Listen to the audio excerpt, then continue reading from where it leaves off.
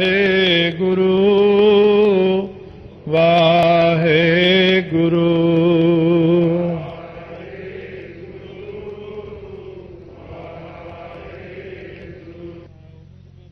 ਧੰਨ ਸਤਿਗੁਰੂ ਨਾਨਕ ਦੇਵ ਸਾਹਿਬ ਜੀ ਮਹਾਰਾਜ। ਨਾ ਅੰਨ ਅੱਕ, ਇਹ ਨਾਮ ਦਾ ਅਰਥ ਹੈ ਮਹਾਰਾਜ ਦਾ। ਅੱਕ, ਅੱਕ ਨਾਮ ਦੁੱਖ ਦਾ ਹੈ।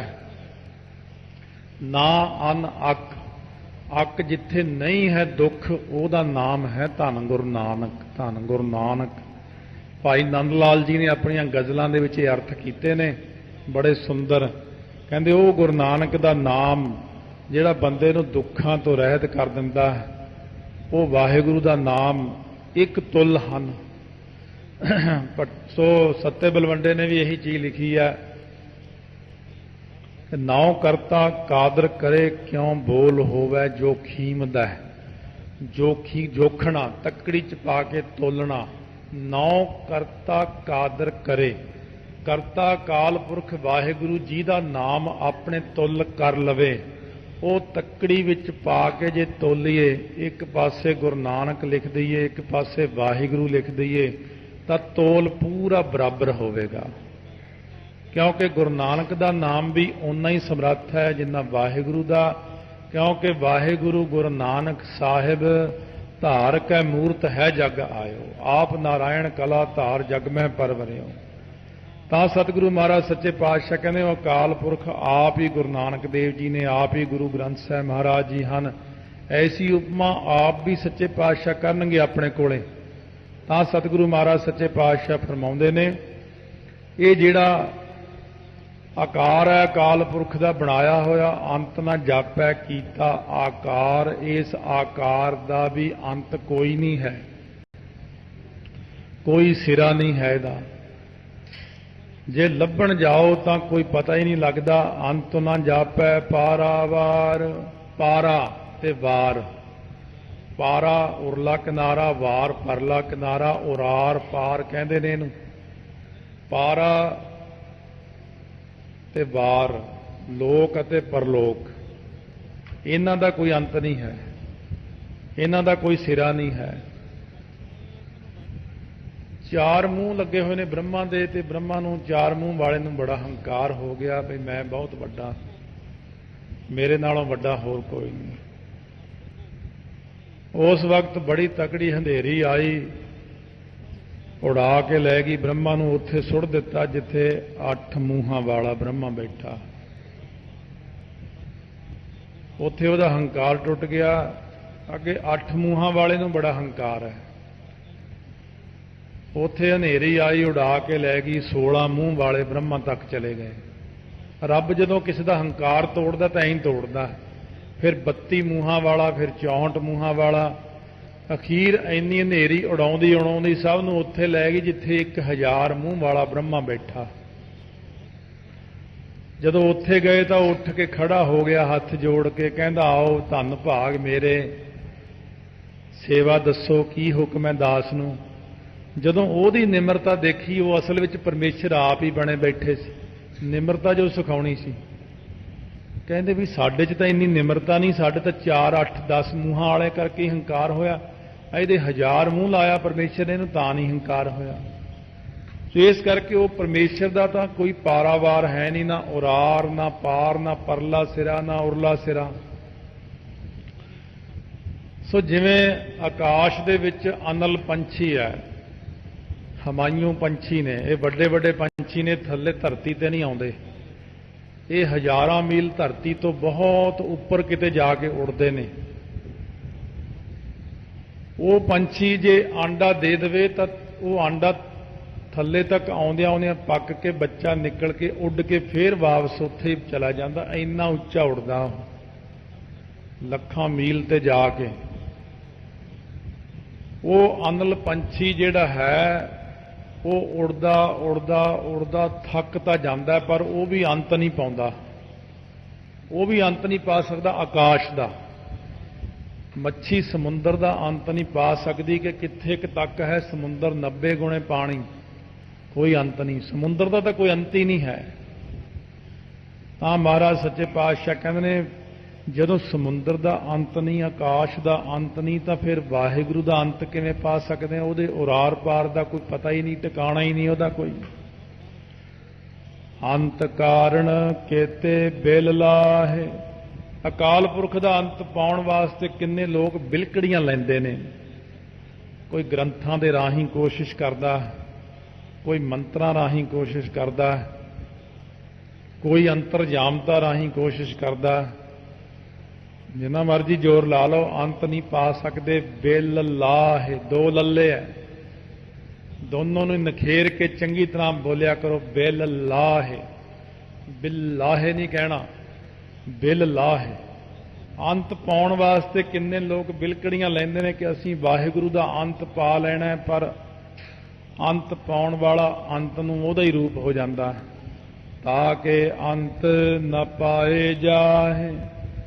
ਉਹਦਾ ਹੀ ਅੰਤ ਹੋ ਜਾਂਦਾ, ਉਹ ਨਹੀਂ ਪਾਇਆ ਜਾਂਦਾ ਉਹਦੇ ਕੋਲੋਂ, ਉਹ ਵਿੱਚੇ ਲੂਣ ਦੀ ਡਲੀ ਵਾਂਗੂ ਖੁਰ ਜਾਂਦਾ।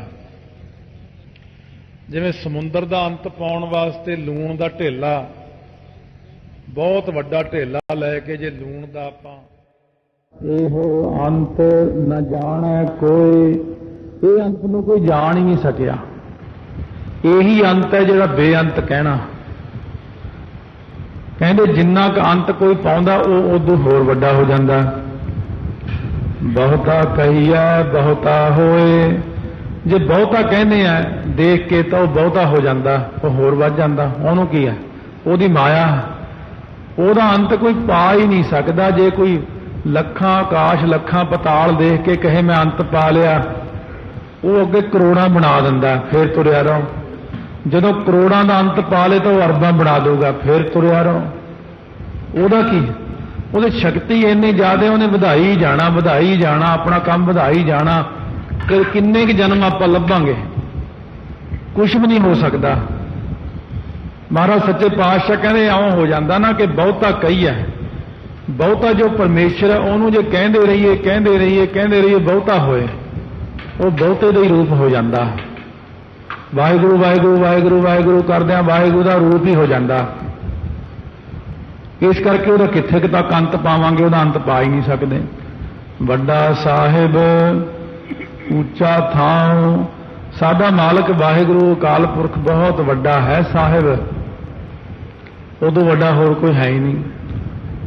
ਉੱਚਾ ਥਾਂ, ਉਹਦਾ ਥਾਮ ਜਿਹੜਾ ਸੱਚਖੰਡ ਉਹ ਸਾਰਿਆਂ ਨਾਲੋਂ ਉੱਚਾ ਹੈ। ਸਾਧ ਸੰਗਤ ਸਥਾਨ ਉੱਚਾ ਹੈ, ਸਾਰਿਆਂ ਨਾਲੋਂ ਉੱਚਾ ਤਾਂ ਥਾਂ ਹੈ ਉਹਦਾ ਸੱਚਖੰਡ, ਪਰ ਉੱਚੇ ਉੱਪਰ ਉੱਚਾ ਨਾਉ, ਉਸ ਉੱਚੇ ਨਾਲੋਂ ਵੀ ਉੱਚਾ ਉਹਦਾ ਨਾਮ ਹੈ। ਨਾਮ ਨੂੰ ਮਹਾਨਤਾ ਦਿੱਤੀ, ਨਾਮ ਵੱਡਾ ਹੈ। ਸੋ ਇਸ ਕਰਕੇ ਸਤਿਗੁਰੂ ਗ੍ਰੰਥ ਸਾਹਿਬ ਮਹਾਰਾਜ ਨੂੰ ਨਾਮ ਰੂਪ ਕਰਕੇ ਮੱਥਾ ਟੇਕਦੇ। ਧੰਨ ਗੁਰੂ ਨਾਨਕ ਦੇਵ ਜੀ ਵੀ ਮੱਥਾ ਟੇਕਦੇ ਨੇ, ਦਸੇ ਸਰੂਪ ਵੀ ਮੱਥਾ ਟੇਕਦੇ ਨੇ। ਧੰਨ ਗੁਰੂ ਅਰਜਨ ਦੇਵ ਜੀ ਜਦੋਂ ਬਾਬਾ ਮੋਹਨ ਜੀ ਪਾਸੋਂ ਪੋਥੀਆਂ ਲੈਣ ਗਏ, ਪੋਥੀਆਂ ਪ੍ਰਾਪਤ ਕਰ ਲਈਆਂ, ਫਿਰ ਉਹ ਮਹਾਰਾਜ ਸੱਚੇ ਪਾਤਸ਼ਾਹ ਨੇ ਪਾਲਕੀ ਸਾਹਿਬ ਦੇ ਵਿੱਚ ਸੁਸ਼ੋਭਿਤ ਕੀਤੀਆਂ। ਜਦੋਂ ਫਿਰ ਗੁਰਸਿੱਖ ਪਾਲਕੀ ਲੈ ਕੇ ਆਏ, ਮਹਾਰਾਜ ਕਹਿੰਦੇ ਹੁਣ ਅਸੀਂ ਨਹੀਂ ਬਰਾਬਰ ਬਹਿਣਾ, ਕਿਉਂਕਿ ਸਾਡੇ ਨਾਲੋਂ ਵੱਡੇ ਨੇ ਗੁਰੂ ਗ੍ਰੰਥ ਸਾਹਿਬ ਮਹਾਰਾਜ। ਪੋਥੀਆਂ ਵੱਡੀਆਂ ਨੇ, ਪੈਦਲ ਆਏ। ਹੁਣ ਅਸੀਂ ਹਰਿਮੰਦਰ ਸਾਹਿਬ ਵਿੱਚ ਨਹੀਂ ਬੈਠਣਾ, ਅਸੀਂ ਸੰਗਤ ਵਿੱਚ ਬੈਠਣਾ। ਹੁਣ ਸਾਡੇ ਸਥਾਨ ਤੇ ਗੁਰੂ ਗ੍ਰੰਥ ਸਾਹਿਬ ਮਹਾਰਾਜ ਸੱਚੇ ਪਾਤਸ਼ਾਹ ਬਿਰਾਜਮਾਨ ਹੋਣਗੇ। ਪੰਜਵੇਂ ਪਾਤਸ਼ਾਹ ਨੇ ਹੀ ਆਪਣੇ ਸਥਾਨ ਤੇ ਗੁਰੂ ਗ੍ਰੰਥ ਸਾਹਿਬ ਮਹਾਰਾਜ ਦਾ ਪ੍ਰਕਾਸ਼ ਕਰ ਦਿੱਤਾ ਸੀ। ਇਸ ਕਰਕੇ ਜਿਹੜਾ ਮਾਲਕ ਹੈ ਸਾਡਾ ਵੱਡਾ ਸਾਹਿਬ, ਉੱਚਾ ਥਾਂ, ਉੱਚੇ ਉੱਪਰ ਉੱਚਾ ਨਾਮ, ਉੱਚੇ ਨਾਲੋਂ ਵੀ ਨਾਮ ਉੱਚਾ ਹੈ। ਰਾਮਚੰਦਰ ਜੀ ਨੇ ਨਾਮ ਦੀ ਮਹਿਮਾ ਨੂੰ ਜਣਾਉਂਦਿਆਂ ਹੋਇਆਂ ਹੀ ਪੱਥਰਾਂ ਤੇ ਰਾਮ ਲਿਖਿਆ ਸੀ, ਹੋਰ ਕੋਈ ਦਾ ਕਾਰਨ ਨਹੀਂ ਸੀ। ਆਪਣੀ ਸ਼ਕਤੀ ਨਾਲ ਪੱਥਰ ਨੂੰ ਵੈਸੇ ਵੀ ਉਤਾਰ ਸਕਦੇ ਸੀ ਪਾਣੀ ਦੇ ਉੱਤੇ, ਇੰਨੀ ਤਾਂ ਸਮਰੱਥਾ ਵਾਹਿਗੁਰੂ ਨੇ ਦਿੱਤੀ ਹੋਈ ਸੀ। ਪਰ ਹਰੇਕ ਪੱਥਰ ਦੇ ਉੱਤੇ ਜਿਹਨੂੰ ਸਿੱਟਦੇ ਸੀ ਉਹ ਡੁੱਬ ਜਾਂਦਾ ਸੀ, ਤਾਂ ਪੱਥਰਾਂ ਦੇ ਉੱਤੇ ਰਾਮ ਲਿਖ ਦਿੱਤਾ, ਉਹ ਫਿਰ ਪੱਥਰ ਡੁੱਬਦਾ ਨਹੀਂ ਸੀ। ਹਨੂਮਾਨ ਜੀ ਉੱਡ ਕੇ ਹੀ ਚਲੇ ਗਏ ਪਰਲੇ ਪਾਸੇ। ਤਾਂ ਕਈ ਕਹਿੰਦੇ ਕਿ ਮਹਾਰਾਜ ਇਹ ਹਨੂਮਾਨ ਜੀ 'ਚ ਇੰਨੀ ਸ਼ਕਤੀ ਕਿੱਥੋਂ ਆ ਗਈ? रामचंद्र जी कहते वो मेरे नालों भी उच्चा हो गया। कहते क्यों? कहते ਉਹਦੇ ਹਿਰਦੇ ਵਿੱਚ मेरा नाम है। कहते वो नाम करके उड़ के चलिया गया। ਜਿਹਦੇ ਹਿਰਦੇ 'ਚ नाम आ जाता है ਉਹ 'ਚ ਉੱਡਣ ਦੀ ਸਮਰੱਥਾ ਵੀ ਆ ਜਾਂਦੀ ਹੈ, ਉਹ 'ਚ ਪਾਣੀ ਵਿੱਚ ਜਾਣ ਦੀ ਸਮਰੱਥਾ ਵੀ ਆ ਜਾਂਦੀ ਹੈ, ਉਹਦੇ ਵਿੱਚ ਸਾਰੇ ਪ੍ਰਕਾਰ ਦੀ ਸਮਰੱਥਾ ਆ ਜਾਂਦੀ ਹੈ। ਸੋ ਜਿਵੇਂ ਲੱਕੜ ਦੇ ਆਸਰੇ ਜਿਹੜਾ ਹੈ ਨਾ, ਪਹਿਲਾਂ ਪਾਣੀ ਆਪਾਂ ਪਾਉਨੇ ਦਰਖਤ ਨੂੰ, ਦਰਖਤ ਵੱਡਾ ਹੋ ਜਾਂਦਾ, ਫਿਰ ਉਹਦੀ ਲੱਕੜ ਕੱਟਦੇ ਆ, ਲੱਕੜ ਕੱਟ ਕੇ ਪਾਣੀ ਵਿੱਚ ਸੁੱਟੋ, ਪਾਣੀ ਉਹਨੂੰ ਡੁਬੋਂਦਾ ਨਹੀਂ। ਕਿਉਂ? ਕਹਿੰਦਾ ਮੈਂ ਹੀ ਤਾਂ ਇਹਨੂੰ ਪਾਲਿਆ, ਇਹ ਤਾਂ ਮੇਰੀ ਹੈ, ਇਹਨੂੰ ਮੈਂ ਡੁਬੋਣਾ ਨਹੀਂ। ਇਸੇ ਪ੍ਰਕਾਰ ਜਿਹੜੇ ਬੰਦੇ ਦੇ ਹਿਰਦੇ 'ਚ ਨਾਮ ਹੈ, ਪਾਣੀ ਉਹਨੂੰ ਕਿਵੇਂ ਡੁਬੋ ਸਕਦਾ? ਕਿਉਂਕਿ ਪਾਣੀ ਨੂੰ ਤਾਂ ਬਣਾਇਆ ਹੀ ਨਾਮ ਨੇ ਹੈ। ਉਹਨੂੰ ਅੱਗ ਕਿਵੇਂ ਸਾੜ ਸਕਦੀ? ਕਿਉਂਕਿ ਅੱਗ ਨੂੰ ਤਾਂ ਨਾਮ ਨਹੀਂ ਬਣਾਇਆ। ਭਾਈ ਬਿਧੀ ਚੰਦ ਮਚਦੇ ਭੱਟ 'ਚ ਵੜ ਗਏ। ਇਸ ਕਰਕੇ ਮਹਾਰਾਜ ਜੀ ਕਹਿੰਦੇ ਨੇ ਜਿਨ੍ਹਾਂ ਦੇ ਹਿਰਦੇ 'ਚ ਨਾਮ ਵਸ ਗਿਆ, ਅਕਾਲ ਪੁਰਖ ਵਾਹਿਗੁਰੂ ਸੱਚ ਜਾਣੋ। ਕਈ ਵਾਰ ਸੰਗਤ ਵਿੱਚ ਕਈ ਗੱਲਾਂ ਐਸੀਆਂ ਵੀ ਹੋ ਜਾਂਦੀਆਂ ਕਿ ਤੁਹਾਡੇ ਵਿਸ਼ਵਾਸ ਬੜੇ ਬੱਝੇ ਹੋਏ ਨੇ, ਪਰ ਸੱਚ ਤਾਂ ਇਹ ਜਾਣਿਓ ਕਿ ਪਰਮੇਸ਼ਰ ਵੀ ਸੰਗਤ ਦੇ ਜੋੜੇ ਝਾੜ ਜਾਂਦਾ ਆ ਕੇ। ਉਹ ਕਹਿੰਦਾ ਮੈਨੂੰ ਸ਼ੌਂਕ ਹੀ ਬੜਾ, ਬਹੁਤ ਹੀ ਜ਼ਿਆਦਾ ਨਿਮਰਤਾ, ਜਿੰਨੀ ਨਿਮਰਤਾ ਵਾਹਿਗੁਰੂ ਵਿੱਚ ਹੈ ਇੰਨੀ ਨਿਮਰਤਾ ਕਿਸੇ 'ਚ ਨਹੀਂ ਹੈ। ਧੰਨ ਗੁਰੂ ਨਾਨਕ 'ਚ ਜਿੰਨੀ ਨਿਮਰਤਾ ਹੈ ਇੰਨੀ ਨਿਮਰਤਾ ਕਿਸੇ ਵਿੱਚ ਨਹੀਂ ਹੈ। ਸੋ ਜਿਵੇਂ ਕੋਈ ਜੋੜੇ ਝਾੜਦੇ ਸੀ ਕਿਸੇ ਸਥਾਨ ਤੇ, ਕੋਈ ਮਹਾਂਪੁਰਸ਼ਾਂ ਦਾ ਸਥਾਨ ਸੀ, ਕਿੰਨੀ ਦੇਰ ਤੱਕ ਉਹ ਕੁੰਡੀ ਲਾ ਕੇ ਅੰਦਰ ਆਰਾਮ ਕਰਦੇ, ਸੰਗਤ ਬਾਹਰ ਬੈਠੀ ਉਡੀਕਦੀ। ਇੱਕ ਪ੍ਰੇਮੀ ਦੇ ਮਨ 'ਚ ਆ ਗਿਆ ਵੀ ਪਤਾ ਨਹੀਂ ਕੁੰਡੀ ਕਿਉਂ ਲਾ ਕੇ ਪਏ ਰਹਿੰਦੇ ਨੇ। ਫਿਰ ਉਹਨੂੰ ਰਾਤ ਨੂੰ ਸੁਪਨੇ 'ਚ ਮਿਲੇ, ਕਹਿੰਦੇ ਜਿੱਥੇ ਤੂੰ ਜੋੜੇ ਝਾੜਦਾ ਬੈਠ ਕੇ ਰੋਜ਼ ਸੰਗਤ ਦੇ ਜੋੜੇ ਜਮ੍ਹਾਂ ਕਰਦਾ, ਅਸੀਂ ਗੁਪਤ ਰੂਪ ਵਿੱਚ ਜਾ ਕੇ ਅੰਦਰੋਂ ਫਿਰ ਸਾਰੇ ਸੰਗਤ ਦੇ ਜੋੜੇ ਝਾੜ ਕੇ ਆਉਨੇ ਆ। ਮਹਾਂਪੁਰਸ਼ ਸੂਖਮ ਸਰੀਰ ਧਾਰ ਕੇ ਜੋੜੇ ਝਾੜ ਲੈਂਦੇ ਨੇ, ਅਕਾਲ ਪੁਰਖ ਸੂਖਮ ਰੂਪ ਵਿੱਚ ਜੋੜੇ ਝਾੜਦੇ ਨੇ। ਜੋਗੀ ਅੰਦਰ ਜੋਗੀਆ ਤੂੰ ਭੋਗੀ ਅੰਦਰ ਭੋਗੀਆ। ਜਿਹੜਾ ਆਪਾਂ ਜੋੜੇ ਝਾੜਦੇ ਕਿਤੇ ਆਪਾਂ ਥੋੜੀ ਝਾੜਦੇ ਆ, ਆਪਣੇ ਅੰਦਰ ਉਹ ਬੈਠ ਕੇ ਜੋੜੇ ਝਾੜਦਾ ਸਾਧ ਸੰਗਤ ਦੇ। ਇਹੀ ਤਾਂ ਅਕਾਲ ਪੁਰਖ ਦੀ ਵੱਡੀ ਮਹਿਮਾ, ਕਿਉਂਕਿ ਅਕਾਲ ਪੁਰਖ ਨਾਮ ਨੂੰ ਵੱਡਾ ਬਣਾਉਂਦੇ। ਮੇਰੇ ਨਾਲੋਂ ਮੇਰਾ ਨਾਮ ਵੱਡਾ ਹੈ। ਜਿੰਨਾ ਵੱਡਾ ਮਕਾਨ ਹੁੰਦਾ ਓਨੀ ਵੱਡੀ ਪੌੜੀ ਹੁੰਦੀ, ਪੌੜੀ ਵੀ ਉਸ ਤੋਂ ਦੋ ਜ਼ਿਆਦਾ ਹੀ ਉੱਚੀ ਹੁੰਦੀ, ਦੋ ਜਿਹੜੀਆਂ ਪੌੜੀਆਂ ਹੋਰ ਉੱਚੀਆਂ ਬਣਾ ਲੈਂਦੇ ਉੱਤੇ ਚੜ੍ਹਨ ਵਾਸਤੇ। ਇਸੇ ਪ੍ਰਕਾਰ ਨਾਮ ਵੱਡਾ ਹੈ, ਨਾਮ ਕਰਕੇ ਨਾਮੀ ਤੱਕ ਪਹੁੰਚਿਆ ਜਾ ਸਕਦਾ ਹੈ। ਇਹ ਵੱਡ ਉੱਚਾ ਹੋਵੇ ਕੋਏ, ਐਡਾ ਵੱਡਾ ਉੱਚਾ ਜੇ ਕੋਈ ਹੋ ਜਾਵੇ, ਨਾਮ ਜਪਦਾ ਜਪਦਾ ਜਪਦਾ ਨਾਮੀ ਦਾ ਹੀ ਰੂਪ ਹੋ ਜਾਵੇ। ਨਾਮ ਜਪਣ ਕਰਕੇ ਨਾਮੀ ਦਾ ਰੂਪ। ਧੰਨ ਗੁਰੂ ਨਾਨਕ ਦੇਵ ਜੀ ਜਦ ਗੁਰੂ ਅੰਗਦ ਦੇਵ ਜੀ ਨੂੰ ਗੁਰਤਾ ਗੱਦੀ ਦੀ ਦਾਤ ਬਖਸ਼ੀ ਹੈ, ਕਹਿੰਦੇ ਹੁਣ ਸਾਨੂੰ ਨਾ ਮਿਲਣ ਆਇਓ ਤੁਸੀਂ, ਹੁਣ ਅਸੀਂ ਤੁਹਾਡੇ ਦਰਸ਼ਨ ਕਰਨ ਆਵਾਂਗੇ। ਫਿਰ ਦੇਖ ਲਓ ਬਈ, ਗੁਰੂ ਨਾਨਕ ਦੇਵ ਜੀ ਸੱਚੇ ਪਾਤਸ਼ਾਹ ਆਪ ਖਡੂਰ ਸਾਹਿਬ ਗੁਰੂ ਅੰਗਦ ਦੇਵ ਜੀ ਦੇ ਦਰਸ਼ਨ ਕਰਨ ਜਾਂਦੇ ਨੇ। ਕਹਿੰਦੇ ਤੁਸੀਂ ਨਹੀਂ ਆਉਣਾ, ਹੁਣ ਅਸੀਂ ਆਵਾਂਗੇ। ਜਦ ਗੁਰੂ ਅਮਰਦਾਸ ਮਹਾਰਾਜ ਨੂੰ ਗੁਰਤਾ ਗੱਦੀ ਦਾਤ ਬਖਸ਼ੀ, ਉਹੀ ਬਚਨ ਗੁਰੂ ਅੰਗਦ ਦੇਵ ਜੀ ਨੇ ਕਿਹਾ ਕਿ ਪੁਰਖਾ ਹੁਣ ਤੁਸੀਂ ਨਾ ਆਇਓ ਇੱਥੇ, ਅਸੀਂ ਆਇਆ ਕਰਾਂਗੇ ਤੁਹਾਨੂੰ ਮਿਲਣ। ਕਿਹੜੀ ਮਹਿਮਾ? ਉਹ ਨਾਮ ਦੀ ਮਹਿਮਾ। ਇਹ ਗੱਦੀ ਜਿਹੜੀ ਹੈ ਨਾ, ਇਹ ਨਾਮ ਦੀ ਹੋਈ ਗੱਦੀ ਹੈ ਗੁਰੂ ਨਾਨਕ ਦੇਵ ਜੀ ਦੀ। ਇਸੇ ਕਰਕੇ ਤਾਂ ਇਹ ਵੱਡੀ ਹੈ ਗੱਦੀ। ਇਹ ਨਾਮ ਨੂੰ ਹੀ ਮੱਥਾ ਟੇਕਦੇ ਨੇ ਸਾਰੇ ਜਾਣੇ, ਨਾਮ ਨੂੰ ਹੀ, ਸਾਰੀ ਕੁੱਲ ਸ੍ਰਿਸ਼ਟੀ ਨਾਮ ਨੂੰ ਹੀ ਮੱਥਾ ਟੇਕਦੇ ਆ। ਇਹ ਨਾਮ ਹੀ ਤਾਂ ਹੈ ਗੁਰੂ ਗ੍ਰੰਥ ਸਾਹਿਬ ਮਹਾਰਾਜ ਸੱਚੇ ਪਾਤਸ਼ਾਹ। ਮਹਾਰਾਜ ਗੁਰੂ ਦਸਵੇਂ ਪਾਤਸ਼ਾਹ ਨੇ ਜਦੋਂ ਬਖਸ਼ਿਸ਼ ਕੀਤੀ ਸੀ ਆਪਣੇ ਤੇ, ਗੁਰੂ ਗ੍ਰੰਥ ਸਾਹਿਬ ਮਹਾਰਾਜ ਨੂੰ ਗੁਰਤਾ ਗੱਦੀ ਪ੍ਰਗਟ ਕੀਤੀ, ਤਾਂ ਹੀ ਇਹ ਬਚਨ ਕਿਹਾ ਸੀ ਕਿ ਇਹ ਵਾਹਿਗੁਰੂ ਗੁਰੂ ਗ੍ਰੰਥ ਸਾਹਿਬ ਮਹਾਰਾਜ ਇਹ ਦੋਨੋਂ ਇੱਕੋ ਹੀ ਚੀਜ਼ ਹੈ, ਇੱਕੋ ਹੀ ਸਰੂਪ ਹੈ। ਵਾਹਿਗੁਰੂ ਹੀ ਗੁਰੂ ਗ੍ਰੰਥ ਸਾਹਿਬ ਨੇ। ਇਉਂ ਮਹਾਰਾਜ ਨੇ ਸਿੱਖ ਸੰਗਤ ਦਾ ਯਕੀਨ ਬੁਝਾਇਆ। ਤਿਸ ਉੱਚੇ ਕਉ ਜਾਣੈ ਸੋਏ, ਸੋਏ ਉਹੀ ਵਾਹਿਗੁਰੂ ਆਪਣੇ ਆਪ ਨੂੰ ਜਾਣਦਾ। ਵੈਸੇ ਤਾਂ ਜਿੱਥੇ ਹੁਣ ਨਾਮ ਜਪਣ ਵਾਲਾ ਕੋਈ ਪਹੁੰਚ ਜਾਂਦਾ ਹੈ ਸਮਗਰ ਰੂਪ ਵਿੱਚ, ਤੇ ਵੈਸੇ ਕੋਈ ਜਾਣ ਨਹੀਂ ਸਕਦਾ, ਪਰ ਸਾਰਾ ਕਿਸੇ ਨੂੰ ਜਣਾ ਦੇਣ ਤਾਂ ਜਣਾ ਹੀ ਦੇਣ। ਜਿਵੇਂ ਭਾਈ ਪਾਰੋ ਦੀ ਅਵਸਥਾ ਇੱਥੇ ਤੱਕ ਚਲੀ ਗਈ ਸੀ। ਅਖੀਰ ਸਤਿਗੁਰੂ ਗੁਰਤਾ ਗੱਦੀ ਦੇਣ ਲੱਗੇ ਸੀ ਉਹਨਾਂ ਨੂੰ। ਉਹਨਾਂ ਦੀ ਅਵਸਥਾ ਸੀ ਬਹੁਤ ਉੱਚੀ, ਨਾਮ ਜਪ ਜਪ ਕੇ ਬੜੀਆਂ ਨਾਮ ਦੀਆਂ ਉੱਚੀਆਂ ਸਟੇਜਾਂ ਨੇ ਜਿਹੜੀਆਂ ਬੈਖਰੀ ਬਾਣੀ ਤੋਂ ਆਰੰਭ ਹੋ ਕੇ ਮੱਧਮਾ ਬਸੰਤੀ ਪਰਾ ਤੋਂ ਬਾਹਰ ਨੂੰ ਨਿਕਲ ਜਾਂਦੇ। ਫਿਰ ਆਕਾਸ਼ ਪਤਾਲ ਧਰਤੀ ਵਿੱਚ ਨਾਮ, ਫਿਰ ਜੋ ਬੋਲਤ ਹੈ ਮਿਰਗ ਮੀਨ ਪੰਖੇਰੂ, ਸੋ ਬਿਨ ਹਰ ਜਾਪਤ ਹੈ ਨਹੀਂ ਹੋਰ। ਪੂਰੇ ਬ੍ਰਹਿਮੰਡ ਦੇ ਵਿੱਚ ਹੀ ਨਾਮ ਨਜ਼ਰ ਆਉਂਦਾ। ਉਹ ਐਸੀ ਉੱਚੀ ਅਵਸਥਾ ਵਾਲੇ ਜਿਨ੍ਹਾਂ ਨੂੰ ਸਾਰਾ ਗਿਆਨ ਹੋ ਚੁੱਕਿਆ ਸੀ। ਭਾਈ ਪਾਰੋ ਜੀ ਨੂੰ ਜਦ ਮਹਾਰਾਜ ਨੇ ਕਿਹਾ ਤੁਹਾਨੂੰ ਗੁਰਤਾ ਗੱਦੀ ਦੇਣੀ ਆ, ਤਾਂ ਚਰਨ ਪਕੜ ਕੇ ਕਹਿੰਦੇ ਮਹਾਰਾਜ ਮੈਨੂੰ ਤਾਂ ਆਪਣਾ ਸਿੱਖ ਹੀ ਬਣਾਈ ਰੱਖੋ। ਫੇਰ ਵੀ ਸਿੱਖੀ ਮੰਗੀ ਹੈ। ਫਿਰ ਮਹਾਰਾਜ ਨੇ ਕਿਹਾ ਸੀ ਆਪਾਂ ਚੌਥੇ ਸਰੂਪ 'ਚ ਬਹਿ ਕੇ ਇਕੱਠੇ ਸਿੱਖੀ ਦਾ ਪ੍ਰਚਾਰ ਕਰਾਂਗੇ, ਕਲਿਆਣ ਕਰਾਂਗੇ ਸਭ ਦੀ। ਮਹਾਰਾਜ ਨਾਮ ਵਾਲੇ ਨੂੰ ਆਪਣੇ ਨਾਲੋਂ ਉੱਚਾ ਰੱਖਦੇ ਨੇ। ਭਾਈ ਗੋਪਾਲੇ ਨੂੰ ਜਾਂ ਜਪਜੀ ਸਾਹਿਬ ਦਾ ਪਾਠ ਕਰਨ ਲਈ ਕਿਹਾ, ਸਤਿਗੁਰੂ ਕਹਿੰਦੇ 1.25 ਫੁੱਟ ਉੱਚਾ ਆਸਣ ਲਾਓ ਸਾਡੇ ਤੋਂ ਇਹਦਾ, ਕਿਉਂਕਿ ਇਹਨੇ ਜਪਜੀ ਸਾਹਿਬ ਦਾ ਪਾਠ ਕਰਨਾ, ਇਹਨੇ ਗੁਰੂ ਨਾਨਕ ਦੀ ਬਾਣੀ ਪੜ੍ਹਨੀ ਹੈ। ਭਾਈ ਗੁਰਬਾਣੀ ਸਾਡੇ ਨਾਲੋਂ ਉੱਚੀ। ਸੋ ਇਸ ਪ੍ਰਕਾਰ ਸਤਿਗੁਰੂ ਦੇ ਬਹੁਤ ਸਾਰੇ ਐਸੇ ਕੌਤਕ ਨੇ ਕਿ ਗੁਰਬਾਣੀ ਨੂੰ, ਨਾਮ ਨੂੰ ਆਪਣੇ ਨਾਲੋਂ ਵੱਡਾ ਕਿਹਾ ਮਹਾਰਾਜ ਨੇ। ਪਰ ਤਿਸ ਉੱਚੇ ਕਉ ਜਾਣੈ ਸੋਏ ਸੋਏ, ਉਹ ਅਕਾਲ ਪੁਰਖ, ਉਸ ਅਕਾਲ ਪੁਰਖ ਨੂੰ ਆਪ ਹੀ ਅਕਾਲ ਪੁਰਖ ਜਾਣਦੇ ਨੇ।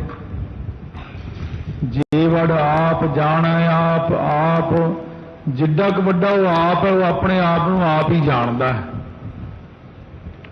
ਤਾਈਓ ਗੁਰੂ ਨਾਨਕ ਸਾਹਿਬ ਕਹਿੰਦੇ ਨੇ ਕਥਨਾ ਕਥੀ ਨਾ ਆਵੈ ਤੋਟ, ਕਥ ਕਥ ਕਥੀ ਕੋਟੀ ਕੋਟ ਕੋਟ। ਨਾਨਕ ਕਥਨਾ ਕਰੜਾ ਸਾਰ। ਇਹ ਵੀ ਕਹਿੰਦੇ ਜੇ ਕੋ ਆਖੈ ਬੋਲ ਵਿਗਾੜ, ਤਾਂ ਲਿਖੀਏ ਸਿਰ ਗਾਵਾਰਾਂ ਗਾਵਾਰ। ਝੱਲਿਆਂ ਸਿਰ ਝੱਲਾ ਹੈ ਜਿਹੜਾ ਕਹਿੰਦਾ ਮੈਨੂੰ ਪਤਾ ਹੈ, ਤੈਨੂੰ ਕੀ ਪਤਾ। ਸਾਰਾ ਕੁਝ ਕਹਿ ਕੇ ਸੋਦਰ ਦੇ ਵਿੱਚ ਬਾਅਦ ਚ ਕਹਿੰਦੇ ਹੋਰ ਕੀਤੇ ਗਾਵਨ ਸੇ ਮੈਂ ਚਿੱਤ ਨਾ ਆਵਨ, ਨਾਨਕ ਕਿਆ ਵਿਚਾਰੇ। ਕਹਿੰਦੇ ਮੈਨੂੰ ਨਹੀਂ ਪਤਾ ਲੱਗਦਾ ਹੋਰ ਤੁਹਾਨੂੰ ਕਿੰਨੇ ਗਾਉਂਦੇ ਨੇ। ਭਾਵੇਂ ਤੁਸੀਂ ਸਾਰੇ ਕਹਿ ਦਿੱਤੇ, ਤੁਹਾਨੂੰ ਸਾਰੀ ਪਤਾ ਹੈ ਸਮਰੱਥਾ, ਪਰ ਨਿਮਰਤਾ ਦੇਖੋ। ਮਹਾਰਾਜ ਨੇ ਨਿਮਰਤਾ ਜਣਾਈ ਕਿ ਮੈਨੂੰ ਤਾਂ ਕੁਝ ਗਿਆਨ ਹੀ ਨਹੀਂ ਹੈ। ਪਰ ਮਹਾਰਾਜ ਜੀ ਫਿਰ ਉਹਦੀ ਬਖਸ਼ਿਸ਼ ਕਿਵੇਂ ਮਿਲੇ ਸਾਨੂੰ। ਸਿੱਧਾਂ ਨੂੰ ਤੇ ਇੱਥੇ ਚੁੱਪ ਕਰਾਤਾ ਹੁਣ ਮਹਾਰਾਜ ਨੇ। ਕਹਿੰਦੇ ਜਿੱਡਾ ਵੱਡਾ ਉਹ ਆਪ ਹੈ, ਓਨਾ ਵੱਡਾ ਉਹ ਆਪਣੇ ਆਪ ਨੂੰ ਆਪ ਹੀ ਜਾਣਦਾ। ਆਪਾਂ ਨੂੰ ਕਿਸੇ ਨੂੰ ਕੋਈ ਗਿਆਨ ਨਹੀਂ ਹੋ ਸਕਦਾ। ਕਹਿੰਦੇ ਮਹਾਰਾਜ ਫਿਰ ਤੁਸੀਂ ਸਾਨੂੰ ਹੁਣ ਸਿੱਧਾ ਜਿਹਾ ਰਾਹ ਦੱਸੋ ਵੀ ਹੁਣ ਤੱਕ ਉਹਦਾ ਅੰਤ ਤਾਂ ਕੋਈ ਪਾ ਹੀ ਨਹੀਂ ਸਕਦਾ। ਨਿਰੁੱਤਰ ਕਰ ਦਿੱਤਾ ਬਿਲਕੁਲ। ਗੁਰੂ ਨਾਨਕ ਦੇਵ ਜੀ ਇੱਕ ਪੰਕਤੀ ਵਿੱਚ ਹੀ ਸਾਰਾ ਜਵਾਬ ਮੁਕਾ ਕੇ ਉਹਨਾਂ ਨੂੰ ਨਿਰੁੱਤਰ ਕਰ ਰਹੇ ਨੇ। ਨਾਨਕ ਨਦਰੇ ਕਰਮੀ ਦਾਤ। ਕਹਿੰਦੇ ਜਿਹੜਾ ਨਦਰੀ ਪਰਮੇਸ਼ਰ ਆ ਨਾ, ਬਖਸ਼ਿਸ਼ ਦੇ ਕਰਨ ਵਾਲਾ, ਉਹ ਆਪਣੀਆਂ ਬਖਸ਼ਿਸ਼ਾਂ ਦੀ ਦਾਤ ਦਿੰਦਾ ਜੀਵ ਨੂੰ, ਬਖਸ਼ਿਸ਼ ਕਰਦਾ ਸਾਰਿਆਂ ਨਾਲੋਂ ਵੱਡੀ। ਜੀਵ ਦੇ ਉੱਤੇ ਕਿਰਪਾ ਕਰਦਾ, ਤਾਈਓ ਇਹਨੂੰ ਦਾਤਾਂ ਪ੍ਰਾਪਤ ਹੁੰਦੀਆਂ ਨੇ, ਤਾਈਓ ਨਾਮ ਮਿਲਦਾ। ਨਦਰੀ ਅਕਾਲ ਪੁਰਖ ਵਾਹਿਗੁਰੂ ਆਪਣੀ ਕਿਰਪਾ ਕਰਦਾ ਹੈ ਜੀਵ ਦੇ ਉੱਤੇ, ਤਾਂ ਕਿਰਪਾ ਦੇ ਨਾਲ ਸਾਰਾ ਕੁਝ ਚੱਲਦਾ। ਜਦੋਂ ਤੱਕ ਜੀਵ ਦੇ ਉੱਤੇ ਕਿਰਪਾ ਨਹੀਂ, ਉਦੋਂ ਤੱਕ ਇਹ ਕੁਝ ਵੀ ਨਹੀਂ ਕਰ ਸਕਦਾ। ਜਦੋਂ ਆਪਣੀ ਕਿਰਪਾ ਹੁੰਦੀ ਹੈ ਗੁਰੂ ਨਾਨਕ ਸਾਹਿਬ ਦੀ, ਅਕਾਲ ਪੁਰਖ ਵਾਹਿਗੁਰੂ ਦੀ, ਉਦੋਂ ਚੰਗਾ ਭਲਾ ਸਿੱਧੇ ਰਾਹ ਤੇ ਚੱਲਣ ਲੱਗ ਪੈਂਦਾ। ਜਦੋਂ ਤੱਕ ਕਿਰਪਾ ਨਹੀਂ ਭਾਈ ਸਿੱਧੋ, ਉਦੋਂ ਤੱਕ ਕੁਛ ਵੀ ਨਹੀਂ, ਉਦੋਂ ਤੱਕ ਕੋਈ ਅੰਤ ਨਹੀਂ ਪਾ ਸਕਦਾ। ਇੱਕ ਗੱਲ ਹੈ ਕਿ ਵਾਹਿਗੁਰੂ ਹੀ ਚਾਹੇ ਕਿ ਮੈਂ ਫਲਾਣੇ ਬੰਦੇ ਨੂੰ ਆਪਣਾ ਦਿਖਾ ਦਿਆਂ ਅੰਤ, ਉਹ ਦਿਖਾ ਸਕਦੇ ਨੇ ਆਪ, ਬਸ ਉਹ ਆਪ ਹੀ ਦਿਖਾ ਸਕਦੇ ਨੇ, ਕਿਉਂਕਿ ਜਿੱਡੇ ਵੱਡੇ ਉਹ ਆਪ ਨੇ, ਉਹਨਾਂ ਵੱਡਾ ਆਪਣਾ ਆਪ ਉਹ ਆਪ ਹੀ ਜਾਣਦੇ ਨੇ। ਉਹ ਦਾਤ ਦੇ ਸਕਦੇ ਨੇ ਨਾਮ ਦੀ, ਚਾਰ ਪਦਾਰਥਾਂ ਦੀ, ਆਪਣੇ ਸਰੂਪ ਨੂੰ ਜਣਾਉਣ ਦੀ ਦਾਤ ਖੁਦ ਅਕਾਲ ਪੁਰਖ ਹੀ ਕਿਰਪਾ ਕਰਕੇ ਦਿਖਾ ਦੇਣ ਤਾਂ ਦਿਖਾ ਦੇਣ। ਗੁਰੂ ਅੰਗਦ ਦੇਵ ਮਹਾਰਾਜ ਨੂੰ ਗੁਰਤਾ ਗੱਦੀ ਦੇਣ ਤੋਂ ਬਾਅਦ ਗੁਰੂ ਨਾਨਕ ਦੇਵ ਜੀ ਨੇ ਪੁੱਛਿਆ, ਪੁਰਖਾ ਕੀ ਪ੍ਰਤੀਤ ਹੁੰਦਾ? ਗੁਰੂ ਅੰਗਦ ਦੇਵ ਮਹਾਰਾਜ ਕਹਿਣ ਲੱਗੇ, ਇਉਂ ਪ੍ਰਤੀਤ ਹੁੰਦਾ ਕਿ ਮੈਂ ਹੀ ਬ੍ਰਹਮ ਹਾਂ। ਮਹਾਰਾਜ ਕਹਿੰਦੇ ਇਹ ਬਿਲਕੁਲ ਸੱਤ ਹੈ।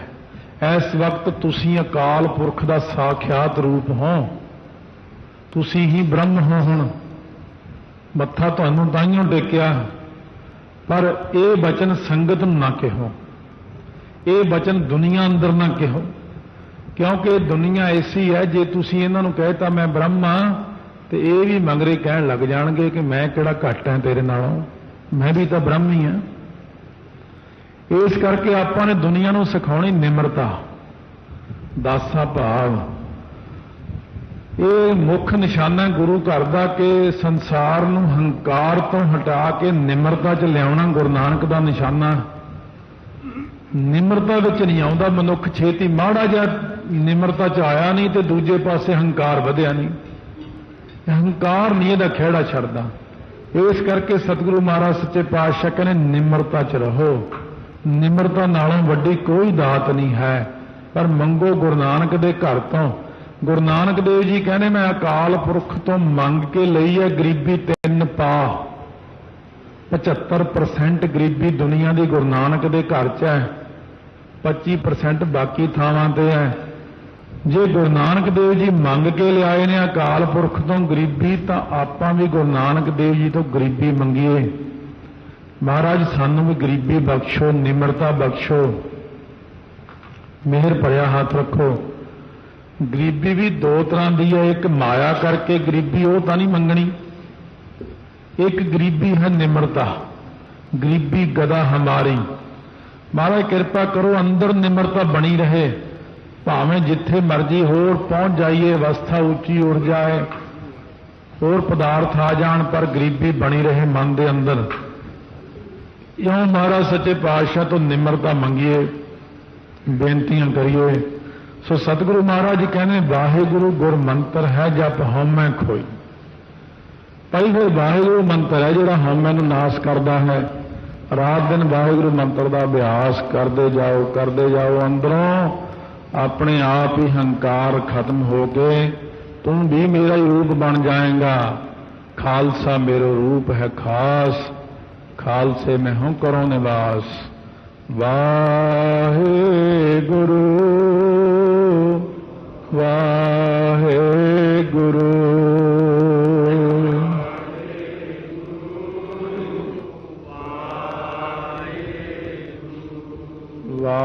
ਵਾਹਿਗੁਰੂ ਵਾਹਿਗੁਰੂ ਵਾਹਿਗੁਰੂ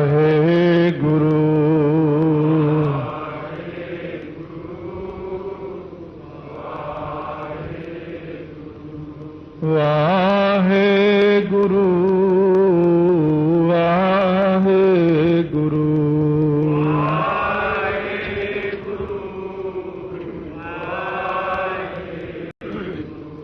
ਵਾਹਿਗੁਰੂ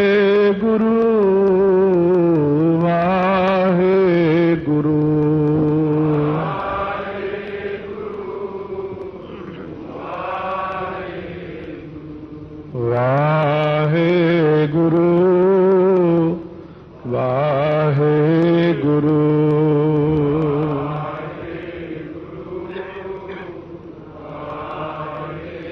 ਜੀ ਮਹਾਰਾਜ ਉਪਦੇਸ਼ ਕਰਦੇ ਨੇ ਆਪਾਂ ਨੂੰ, ਬਹੁਤਾ ਕਰਮ ਲਿਖਿਆ ਨਾ ਜਾਏ, ਕਿਉਂਕਿ ਸਿੱਧ ਇਸੇ ਗੱਲ ਦੇ ਉੱਤੇ ਅੜੇ ਹੋਏ ਨੇ, ਕੋਈ ਲਿਖ ਕੇ ਅੰਤ ਪਾ ਲਈਏ ਰੱਬ ਦਾ। ਕਦੇ ਕਹਿੰਦੇ ਨੇ ਆਪਾਂ ਲੇਖਿਆਂ ਨਾਲ ਅੰਤ ਪਾ ਲਈਏ, ਕਦੇ ਕਹਿੰਦੇ ਨੇ ਆਪਾਂ ਫਲਾਨੀ ਗੱਲ ਨਾਲ ਅੰਤ ਪਾ ਲਈਏ। ਮਤਲਬ ਕਹਿਣ ਦਾ ਕਿ ਪਰਮੇਸ਼ਰ ਨੂੰ ਬੰਦਾ ਇਹ ਚਾਹੁੰਦਾ ਮੈਂ ਰੱਬ ਨੂੰ ਕਿਸੇ ਤਾਂ ਅੰਤ ਪਾ ਕੇ ਆਪਣੇ ਨਾਲੋਂ ਛੋਟਾ ਬਣਾ ਲਵਾਂ। ਗੁਰੂ ਨਾਨਕ ਦੇਵ ਜੀ ਮਹਾਰਾਜ ਕਹਿੰਦੇ ਇਸ ਤਰ੍ਹਾਂ ਤਾਂ ਨਹੀਂ ਅੰਤ ਪੈਂਦਾ। ਕਹਿੰਦੇ ਮਹਾਰਾਜ ਜਿਹੜੀ ਬਖਸ਼ਿਸ਼ ਕਰਦਾ ਉਹਦੇ ਕਰਕੇ ਤਾਂ ਅੰਤ ਪੈ ਹੀ ਜਾਂਦਾ ਹੋਣਾ। ਬਹੁਤਾ ਕਰਮ ਉਹਦੇ ਕਰਮ ਕਰਕੇ, ਜਿਵੇਂ ਫਰਜ਼ ਕਰੋ ਪਰਮੇਸ਼ਰ ਜੀਵਾਂ ਨੂੰ ਪੈਦਾ ਕਰਦਾ, ਇਹਨਾਂ ਦੀ ਪਾਲਣਾ ਕਰਦਾ, ਫਿਰ ਇਹਨਾਂ ਨੂੰ ਮਾਰ ਦਿੰਦਾ, ਪੈ ਗਿਆ ਅੰਤ। ਬਸ ਇਹੀ 3 ਕੰਮ ਕਰਦਾ ਉਹ। ਗੁਰੂ ਨਾਨਕ ਦੇਵ ਜੀ ਕਹਿੰਦੇ ਬਸ ਇਹੀ 3 ਕੰਮ ਕਰਦਾ ਪਰਮੇਸ਼ਰ। ਉਹਦਾ ਇੰਨਾ ਕਰਮ ਕਰਦਾ ਜਿਹੜਾ ਕਰਮ ਕਿਸੇ ਨੂੰ ਸਮਝ ਹੀ ਨਹੀਂ ਪੈਂਦਾ ਹੈ। ਇਸ ਕਰਕੇ ਜਿਹੜੀ ਉਹਦੀ ਕਰਮ ਤੋਂ ਭਾਵ ਜਿਹੜੀ ਬਖਸ਼ਿਸ਼ ਹੈ ਉਹ ਲਿਖੀ ਨਹੀਂ ਜਾ ਸਕਦੀ।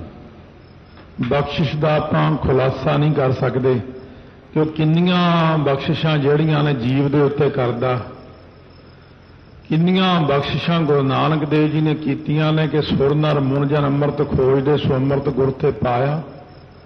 ਅੰਮ੍ਰਿਤ ਵਰਗੀ ਮਿੱਠੀ ਗੁਰਬਾਣੀ ਗੁਰੂ ਨਾਨਕ ਦੇਵ ਜੀ ਨੇ ਬਖਸ਼ੀ। ਇਸ ਬਖਸ਼ਿਸ਼ ਦਾ ਹੁਣ ਤੁਸੀਂ ਲੇਖਾ ਲਿਖੋਗੇ? ਕੋਈ ਧੁਰ ਕੀ ਬਾਣੀ ਦਾ ਕੋਈ ਲਿਖ ਸਕਦਾ ਹਿਸਾਬ ਕਿਤਾਬ ਤੇ ਕਿੰਨੀ ਕੁ ਵੱਡੀ ਕਿੰਨੀ ਕੁ ਛੋਟੀ ਹੈ, ਕਿੱਥੋਂ ਕੁ ਤੱਕ ਹੈ। ਜਿਹੜੀ ਅੰਮ੍ਰਿਤ ਦੀ ਦਾਤ ਦਿੱਤੀ ਹੈ, ਜਿਹੜੀ ਕਲਯੁਗ ਵਿੱਚ ਸੰਗਤ ਬਣਾ ਦਿੱਤੀ ਗੁਰੂ ਨਾਨਕ ਨੇ ਵੀ ਬਈ ਸਾਰੇ ਸੰਗਤ ਵਿੱਚ ਬੈਠੋ। ਇਹ ਜਿਹੜੀਆਂ ਅਮੋਲਕ ਦਾਤਾਂ ਮਹਾਰਾਜ ਨੇ ਦਿੱਤੀਆਂ ਨੇ, ਜਿਹੜੇ ਸ਼ੁਭ ਗੁਣ ਦਿੱਤੇ ਨੇ ਆਪਾਂ ਨੂੰ, ਜਿਹੜੀਆਂ ਰਹਿਤ ਮਰਿਆਦਾਵਾਂ ਬਣਾਈਆਂ ਮਹਾਰਾਜ ਨੇ, ਜਿਨ ਕੰਨ ਕੀਤੇ ਅੱਖੀ ਨਾਕ, ਜਿਨ ਜਿਹਵਾ ਦਿੱਤੀ ਬੋਲੇ ਤਾਤ, ਜਿਨ ਮਨ ਰਾਖਿਆ ਅਗਨੀ ਪਾਏ, ਜਿਹੜੀਆਂ ਇਹ ਦਾਤਾਂ ਦਿੱਤੀਆਂ ਨੇ, ਸੋ ਜਿਹਦੀ ਕਿਰਪਾ ਨਾਲ ਅਮੋਲਕ ਪੌਣ ਪਾਣੀ ਪ੍ਰਾਪਤ ਹੋਇਆ, ਆਕਸੀਜਨ ਮਿਲਦੀ ਹੈ, ਇਹਨਾਂ ਦਾ ਕੋਈ ਮੁੱਲ ਪੈ ਸਕਦਾ। ਇਸ ਕਰਕੇ ਮਹਾਰਾਜ ਕਹਿੰਦੇ ਜਿਹੜਾ ਉਹਦੀ ਕਰਤੱਵ ਨੇ, ਜਿਹੜੇ ਉਹਦੇ ਕਰਮ ਬਖਸ਼ਿਸ਼ਾਂ ਨੇ, ਬਖਸ਼ਿਸ਼ਾਂ ਨੂੰ ਕੋਈ ਲਿਖ ਹੀ ਨਹੀਂ ਸਕਦਾ। ਬਖਸ਼ਿਸ਼ ਜਿੰਨੀ ਮਹਾਰਾਜ ਨੇ ਆਪਣੇ ਤੇ ਕੀਤੀ ਹੈ, ਸਾਰੀ ਬਖਸ਼ਿਸ਼ ਆਪ ਹੀ ਕੀਤੀ ਹੈ। ਵੱਡਾ ਦਾਤਾ ਤਿਲ ਨਾ ਤਮਾਏ, ਵੱਡਾ ਹੈ ਦਾਤਾ ਅਕਾਲ ਪੁਰਖ ਵਾਹਿਗੁਰੂ ਜੀ ਨੂੰ ਤਿਲ ਜਿੰਨੀ ਵੀ ਤਮਾਏ ਨਹੀਂ, ਇੱਛਾ ਨਹੀਂ, ਕੋਈ ਤਮਾ ਨਹੀਂ ਹੈ ਕਿਸੇ ਤੋਂ।